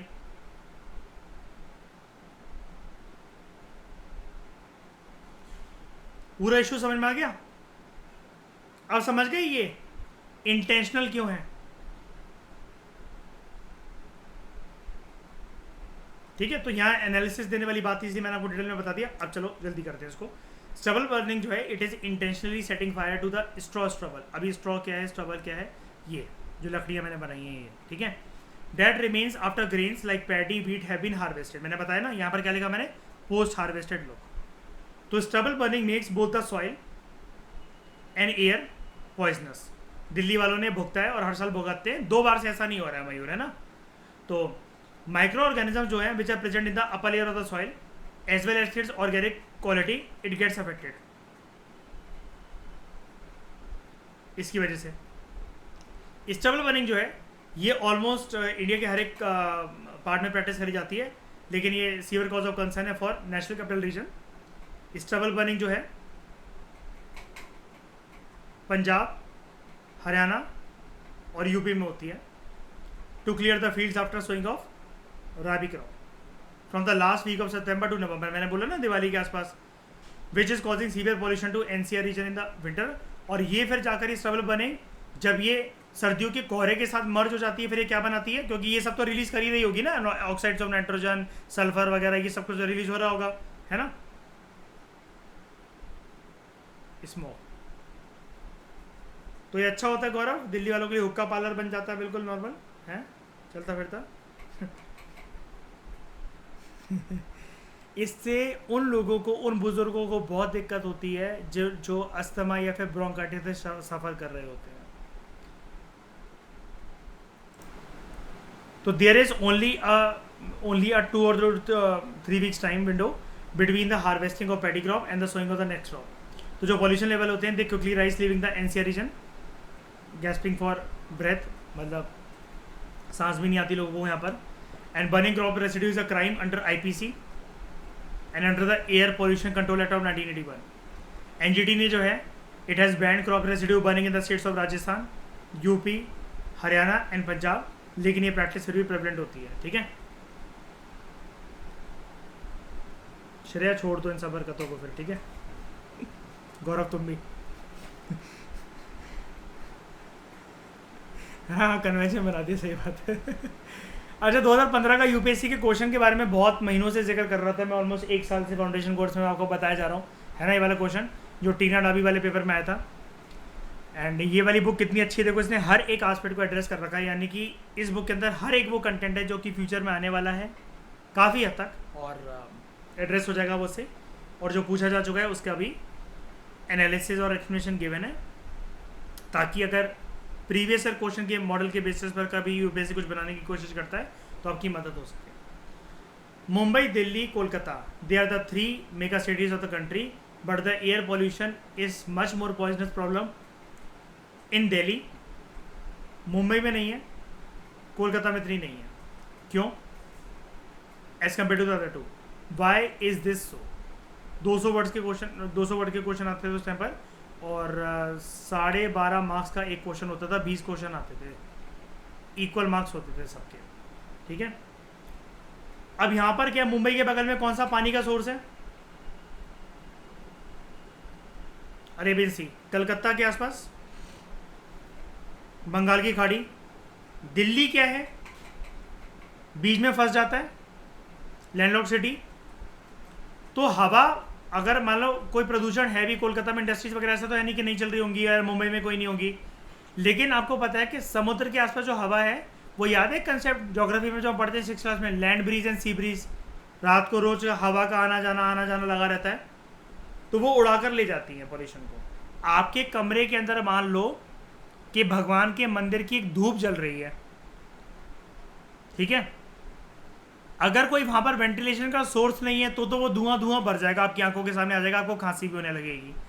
लेकिन अगर आपकी खिड़कियाँ खोल रखी हैं, दरवाजे खोल रखे हैं, तो आप भले ही उस धूप को जलाकर अपने कमरे के अंदर छोड़ दो, वो एक पॉजिटिविटी के लिए आपने जलाई हुई है, लेकिन वो फिर भी आपको एक कोई जहरीला पदार्थ छोड़कर नहीं जा रहे आपके रूम में, आपको उससे कोई खांसी नहीं हो रही, क्योंकि वो वेंटिलेशन के थ्रू बाहर निकल रही है, हवा उसको बाहर निकाल रही है, राइट। अब 2014 में एक ग्लोबल स्टडी कंडक्ट करी गई थी एयर क्वालिटी के ऊपर WHO के द्वारा, और उसने डिक्लेयर करा था कि Delhi is the most polluted city in the world, ठीक है। And despite similar urbanisation, air pollution is much more severe in Delhi as compare to that in the Mumbai and Kolkata. ये क्यों, एक तो जोग्राफी और क्लाइमेट इसका रीजन है, this is the most determining factor. Delhi एक कॉन्टिनेंटल सिटी है, जबकि अदर दो क्या कोस्टल सिटी। अब कॉन्टिनेंटल सिटी होने का मतलब क्या है, इट इज, वैसे सिटी के लिए हम ये टर्म यूज नहीं करते हैं, जब भी लैंड लॉक्ड आप वर्ड सुनते हो वो कहाँ सुनते हो मेरे साथ, कंट्री के लिए, है ना। तो जब भी आप आज के बाद लैंड लॉक्ड वर्ड सिटी के लिए यूज करो तो आप उसको क्या बोलोगे आज के बाद, कॉन्टिनेंटल सिटी। यार समझ आना, कोई डिफरेंस नहीं है, कोई भी डिफरेंस नहीं है। लैंडलॉक्ड लेकिन टर्म ज्योग्राफी, एनवायरमेंट और आईआर में किसके लिए यूज होता है, कंट्री के लिए, है ना। सिटी के लिए यूज होता है, स्टेट के लिए भी यूज होता है, जैसे हम कहते हैं लैंडलॉक्ड स्टेट है ये, तब भी यूज हो जाता है। लेकिन भाई सिटी एक छोटी चीज हो जाती है ना, स्टेट मतलब स्टेट के अंदर आ रही है वो, तो आप उसको लैंडलॉक्ड नहीं बोल सकते। अब आप कहो मयूर की मेरी कॉलोनी लैंडलॉक्ड है, सर कोई पानी का सोर्स ही नहीं है, सारे मकानों घेर रखा है मेरे मकानों को, ये कौन सी बात हुई, ठीक है। Land and sea breeze Mumbai और कोलकाता के अंदर they carry pollutants away from the city, तो there is no such advantage to Delhi because it is, आ गई ना वही वाली बात, औकात पे आ गई अपनी, लैंड लॉक्ड, ठीक है। Also during the monsoon winds, जो ड्यूरेशन होती है मानसून विंड्स की, जब ये मानसून हवाएं चल रही होती हैं, it is short in Delhi as compare to the other two. तो क्या होता है, पॉल्यूशन जाता तो है लेकिन इतना नहीं जा पाता है। हमारे यहाँ क्या होता है दिल्ली में जनरली, बारिश के टाइम पर वो जो हवा प्रदूषित होती है वो थम जाती है, और दिल्ली में तो एक अव्वल लेवल की नौटंकी चलती है। क्यों मयूर, वो ट्रक घूमते रहते हैं जो केजरीवाल साहब घुमवाते हैं, जो कि पानी छिड़कते हैं रोडों पे जाकर, ताकि वो फ्लाई ऐश जो है या जो भी पॉल्यूटेंट्स हैं वो नीचे सड़कों पे बैठ जाए, है ना, पागलों की तरह पानी। श्रेया आप जानते हो गुड़गांव वगैरह में भी, नोएडा में भी ऐसा होता है, नहीं देखा, वो क्या करते हैं, मैं दिखाता हूँ आपको क्या कहते हैं उसको, दिल्ली के अंदर वाटर वाले, हाँ उन पे भी, हाँ उन पे भी हो जाता है वाटर पॉल्यूशन टैंकर। हाँ ये चल रहा है, शुरू क्या होने वाला, चल रहा है, हाँ ये अब समझ गए शेरिया मयूर क्यों भीग जाता है ऐसे निकलते हुए। और देखते भी नहीं है कि कौन निकल रहा, लड़की निकल रही है, आंटी निकल रही है, क्या निकल रही है। हाँ वो बिल्कुल। अच्छा, और दिमाग भी इतना है मयूर के, मतलब भरी गर्मी में रोड को भिगा के जा रहे हैं और रिपोर्ट उधर दे देते हैं, हाँ सर आज यहाँ का तो पॉल्यूशन बैठ गया, अगले दिन धूप आई, फिर हवा चल पड़ी।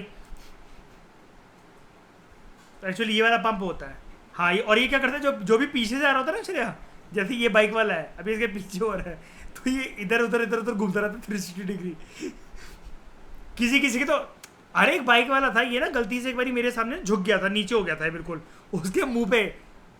हाँ वही तो कह रहा हूँ, एक बाइक वाला था, मेरे सामने की बात है, वो बाइक वाला था, मैं उसके काफ़ी दूर से, मतलब मान लो कि मैं यहाँ से आ रहा हूँ, काफ़ी दूर था मैं उसके, वो यहाँ खड़ा हुआ था, ये पंप ऊपर था, तो उसने कहा कि ये तो पंप जो है वो पीछे की तरफ मारा पानी, यहाँ सूखा सूखा पड़ा हुआ है, वो नीचे जाके खड़ा हो गया, ये पंप गलती से गिर गया नीचे की तरफ, झुक गया।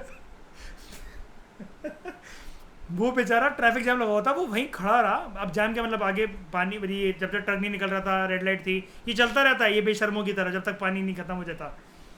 वो उसका वो पूरा भीग गया, वो गाली देकर गया वो ट्रक वाले को।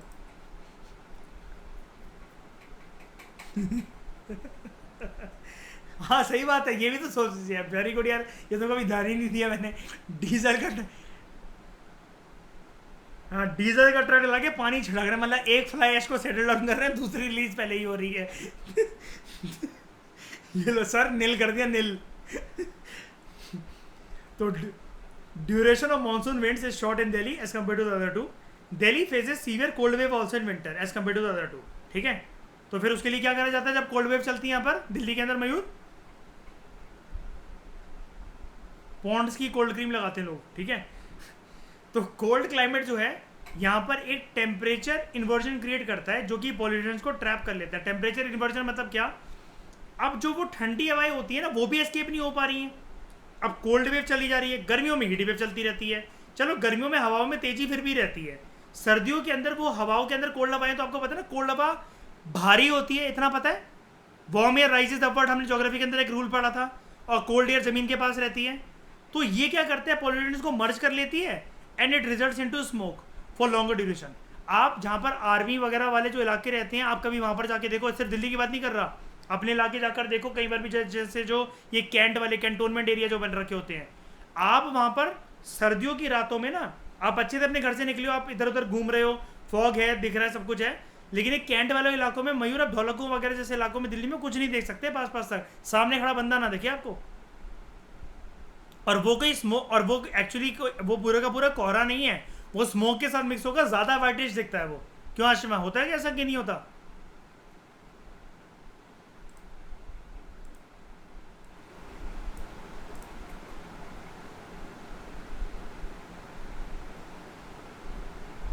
तो हिमालय जो हैं they form a natural barrier to cleaner air in north India. Burning of crops जो होती है, जो पराली का जो धुआं होता है अक्टूबर नवंबर के महीने में, उसके बाद जो हवाएं जो धीरे धीरे चलती हैं from the north west, it push the polluted air into the plains on northern India. तो पहले तो नॉर्दर्न इंडिया के अंदर एंटर हुआ, यहाँ से इंडिया के नॉर्दर्न पार्ट के अंदर एंटर हुआ, सॉरी। तो cold air from the Himalayas they prevent the warm air disposing not of the Tibet. तो यहाँ से वो हवाएं भी बाहर नहीं निकल पाती, वो भी ट्रैप हो गई। दूसरा फिनोमेना ये हो रहा है। फिर पॉल्यूटेड एयर जो है it continue slowly east towards Bangladesh. लेकिन बात क्या है यहाँ पर, कीवर्ड है स्लोली। तब तक दिल्ली वालों की बैंड बज चुकी होती है, बात ये।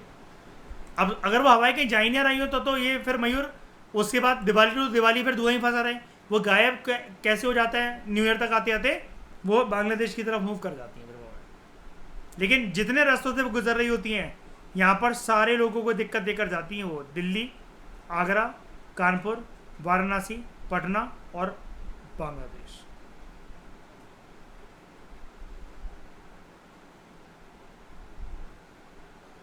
यार वहाँ ट्रैप हो जाता कोई सोर्स नहीं है ना निकलने का इतनी आसानी से, बहुत धीरे धीरे निकलता है यार। एक बार बताओ, जैसे आप सिगरेट पी रहे हो छत पे खड़े होके, वो 2-2 मिनट के अंदर धुआं डिस्पर्स हो जाएगा। स्मेल तो तब आएगी ना जब आप कमरे के अंदर पी रहे होगे और एक ही खिड़की होगी सिगरेट का धुआं निकलने के लिए। ये चीज़ होती है। जैसे अगर कोई सिगरेट पीता तो आपको पता लग जाता है ना किसी हरामजादे ने सिगरेट पी है यहाँ पर, है ना, क्योंकि वो ट्रैप है वहाँ पर धुआं।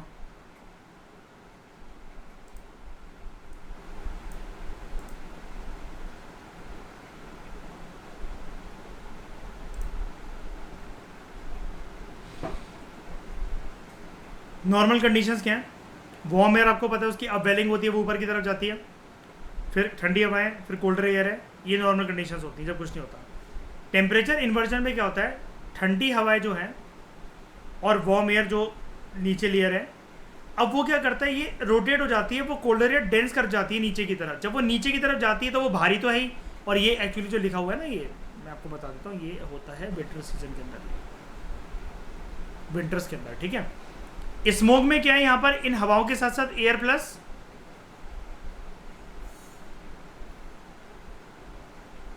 पॉल्यूटेंट्स, बीच में क्या फंस रखा है, फॉगी कंडीशंस, राइट। इन तीनों का मेल हुआ, उसके बाद बस वो ट्रैप होकर रह गया। तो कोहरा का असर कम है, वो पॉल्यूटेंट्स का मर्ज होकर हवाओं के साथ वाइटिश असर जो है वो जाता है, ठीक है। फिर उसके बाद नहीं, वार्म एयर तो यहीं पर थी, वो तो ऊपर ही रहती है। तो एक्चुअली क्या होता है कि वार्म एयर ऊपर चली गई, कोल्डर एयर सर्दियों में, अब सर्दी का माहौल चल रहा है ना, तो वो कोल्ड एयर जमीन के पास है। अब कोल्डर एयर भारी होती है, वो डेंस होती है, ठीक है। तो अब जब वो जमीन के पास है तो वो पॉल्यूटेंट के साथ मर्ज हो गई। जब तक गर्मियां चल रही थी तो वो पॉल्यूटेंट जमीन के पास ही होता था, आसपास ही होता था, लेकिन वो गर्म हवा के कारण ऊपर चला जाता था हवा में, तो वो नहीं फील होता था। लेकिन यहाँ पर क्या है, इन्हीं बिल्डिंग्स के आसपास मतलब वो घूमता रहेगा, तो हमें वो दिखता है। अभी आप और मैं अभी बैठे हुए हैं अभी आसपास, हम जब बाहर निकले तो क्या कोई पॉल्यूटेंट्स नहीं है? बिल्कुल है, लेकिन अभी स्मोक नहीं बन पाएगा क्योंकि ठंडी हवाएं नहीं है अभी और कोल्ड वेव नहीं चल रही है अभी। तो वो ग्राउंड पे जो पॉल्यूटेंट्स है ना, गर्म हवा उनको उड़ा उड़ाकर ऊपर ले जाएगी, ये चीज़ है। सर्दियों के अंदर वो धुआं इतना ना ज़्यादा होकर एक जगह पर जमा हो जाता है एक लेयर में। गर्मियों में नॉर्मल कंडीशंस में जब वार्म एयर होती है, वो यहाँ पर अगर पॉल्यूटेंट्स है भी उसकी अपवेलिंग कर देगी, ऊपर की तरफ चले जाएंगे। इसके अलावा एक रीज़न ये भी है, there are some polluting industries also Delhi के आसपास। दिल्ली और उसके जो नेबरहुड वाले इलाके हैं, नोएडा, गुरुग्राम, गंगा यमुना दोआब, ये पॉल्यूटिंग इंडस्ट्रीज़ के हॉटबेड हैं। और यहाँ पर जितनी इंडस्ट्री चलती हैं वो कोयले से चलती हैं। और जब कोयला जो जलता है यहाँ पर, it releases oxides of sulphur which forms sulphurous smoke. ये जो स्मोक होता है ये दिल्ली में ज़्यादा फंस कर रह जाता है as compare to the other two cities due to geography and climate. क्यों? यहाँ पर कोल्ड वेव का एक तो प्रकोप वो स्ट्राइक करेगा, फंसा हुआ है, लैंडलॉक्ड है, पानी का कोई सोर्स नहीं है, तो लैंड ब्रिज सी ब्रिज का कंसेप्ट यहाँ पर हो नहीं पाता बस। उसके बाद गाड़ियाँ दिल्ली में माशाल्लाह, क्यों आशिमा 15 मिनट तुम्हारी लाइब्रेरी दूर है लेकिन घर तक आने में कल 1 घंटा लग गया था, है ना। तो ऑल द 3 सिटीज कॉन्ट्रीब्यूट, क्या कह रहे हो, all the 3 cities nearly contribute to emissions in CO2 and NO2, oxides of nitrogen and carbon dioxide. जो NO2 it results in photochemical smoke, ये मैं आपको पढ़ाऊंगा साइंस की NCERT में दे रखा है ये, ठीक है, अपनी लखमीत सिंह मंजीत को। तो here again Delhi is worse hit due to it geography and climate. फिर पराली का धुआं, दिल्ली जो है घिरा हुआ है एग्रीकल्चर रीजन से, इस तरफ पंजाब, अगर ये दिल्ली है तो इस तरफ पंजाब, यहाँ पर यूपी और बिहार भी, यहाँ स्ट्रबल बर्निंग होती है, उसका धुआं दिल्ली में आकर ट्रैप हो जाता है। तो burning of farm straw in the surrounding regions it also adds to Delhi's pollution levels. Winters are more polluted than summers in Delhi by, मतलब अब आपको अगला क्वेश्चन आने वाले सालों के अंदर ये भी देखने को मिल सकता है, ठीक है। मैंने आपको क्या बताया इसके पीछे रीजन क्या है, टेम्परेचर इन्वर्जन।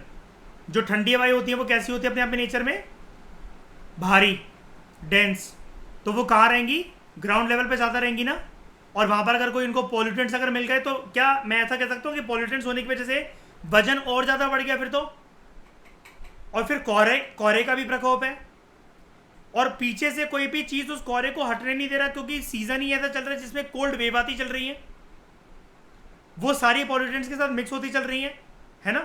तो the most polluted months are November, December, January, ठीक है। और पॉल्यूशन पीक में जाता है नवंबर के महीने में। Highest volume of crop residue is burned in Haryana, Punjab and UP in November. अब ये ऐसा टाइम होता है जब दिवाली के बाद ठंडक होने लग जाती है, टेम्परेचर गिरने लग जाता है, ह्यूमिडिटी बढ़ती है, लेकिन अब ये जो है ह्यूमिडिटी ये कोहरे की वजह से बढ़ रही है, यानी कि अब बाहर आ गया हवा में, मतलब वजन आ गया हवा में, ठीक है।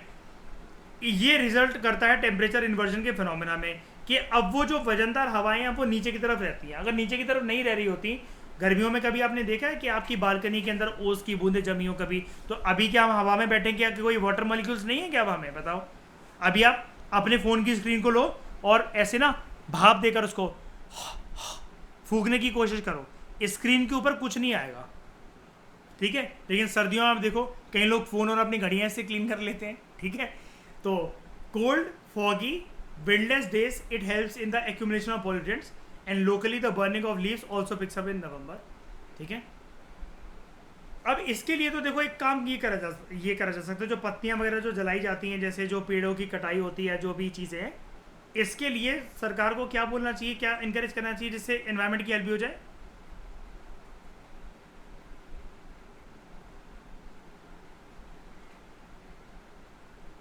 कंपोस्टिंग पिट्स, क्या मैं सॉल्यूशन दे सकता हूँ ये वाला।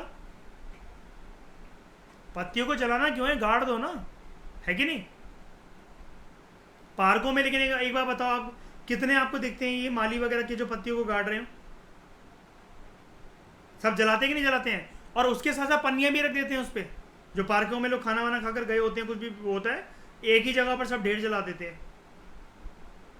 सुबह वो भी जला देते हैं आजकल, तो ये भी बहुत प्रक्रिया शुरू, अभी आज की बात नहीं है, हालांकि इसको तो बहुत साल हो गए।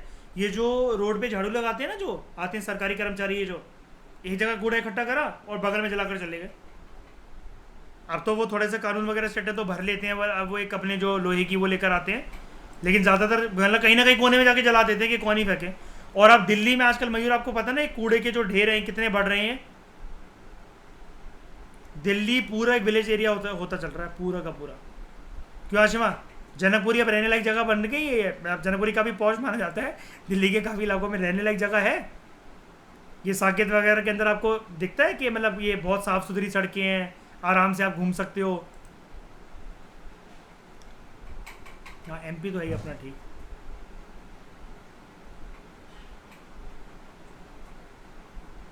तो इस डिस्कशन में दोस्तों फिलहाल इतना ही। Thank you very much for discussion. कुछ और बातें करेंगे एयर पोल्यूशन के बारे में अगले लेक्चर में।